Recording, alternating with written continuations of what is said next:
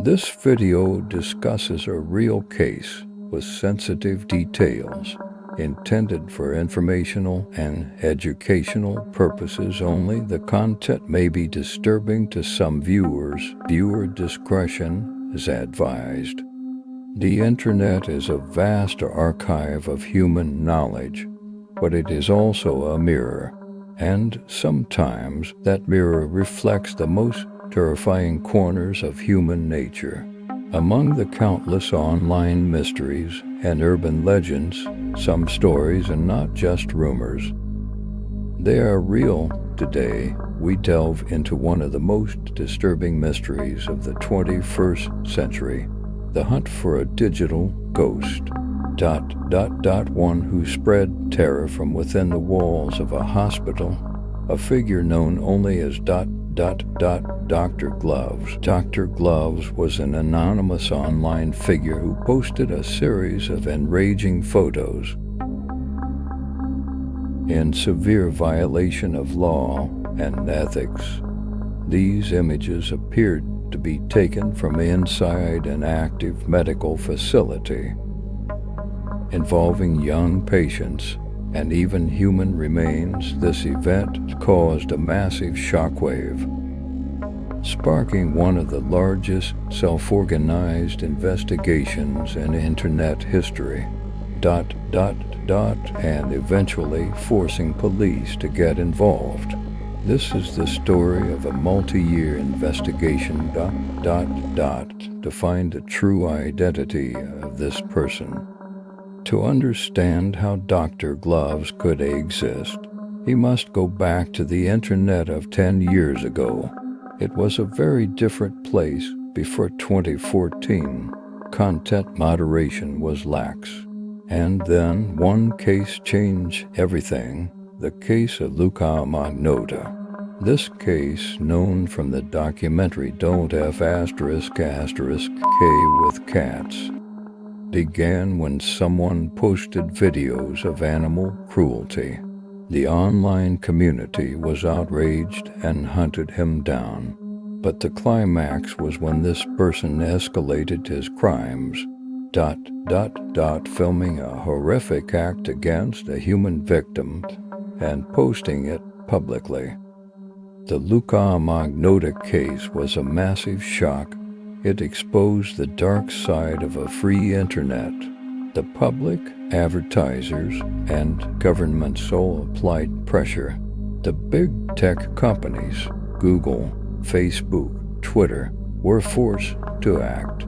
They didn't want their platforms to be a place for broadcasting crimes. Shock sites were shut down in droves. Moderation algorithms were tightened. The internet entered a new era, the era of control. But the darkness didn't disappear, it simply went deeper.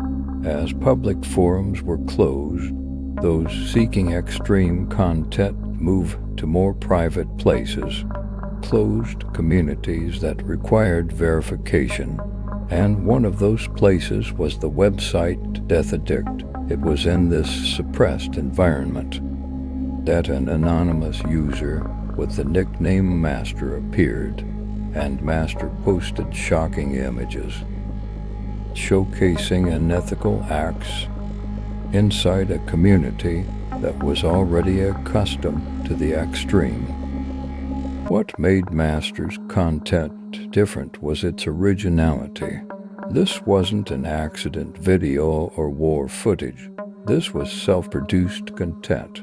In the photos, a figure always appeared, a person wearing a black rubber mask covering their face, wearing medical scrubs, and always wearing surgical gloves. From this, the online community gave him a name, Dr. Gloves. He committed reprehensible acts. These photos showed a severe disrespect for the victims. The first series of images, named The Cold Room by the community, showed sensitive images related to the remains of infants, but the amateur detectives analyzed them closely. They noticed sweat on Dr. Gloves' mask, If this was a cold room, why was he sweating? A terrifying hypothesis was formed. This might be his own home. The second series, titled The Morgue. The setting was clearly a medical facility, but it looked old and run down. And this is where the investigation got its first breakthrough. In one photo, detectives found the manufacturer's logo on a medical cabinet. They enhanced the image and found it, the logo for Mortec Manufacturing, a company that primarily supplies morgue equipment to the west coast of the United States, especially California. The attention from a community interested in extreme content seemed to motivate this person to post more violating content. He seemed to be enjoying the notoriety. Dr. Glove's reprehensible behavior continued to escalate, causing extreme outrage. The photos set the child, and the knives showed threatening and violent acts aimed at an unidentified little girl. Even more terrifying, the wood-paneled background was an exact match for the cold room series. This reinforced the theory that he had a base at his home.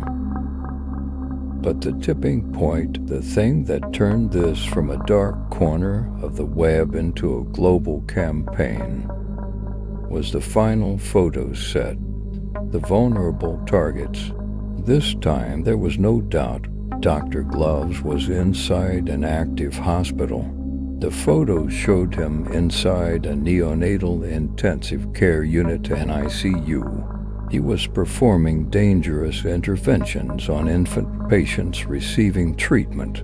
He was next to the most vulnerable victims. This caused a global wave of fury. And it was in this series that internet detectives found the smoking gun, a seemingly harmless detail, a baby blanket. It had a very distinct pattern, a small orange cartoon elephant. They tracked down the supplier of this blanket and discover it was provided exclusively to the nonprofit hospital chain, Dignity Health. And Dignity Health, just like the cabinet maker Mortec, as its largest network of operations in California, took clues from two different photo sets pointing to the same place. The community worked together, determined to bring this person to light. A major breakthrough seemed to happen. An employee ID card was peeking out of Dr. Glove's scrubs.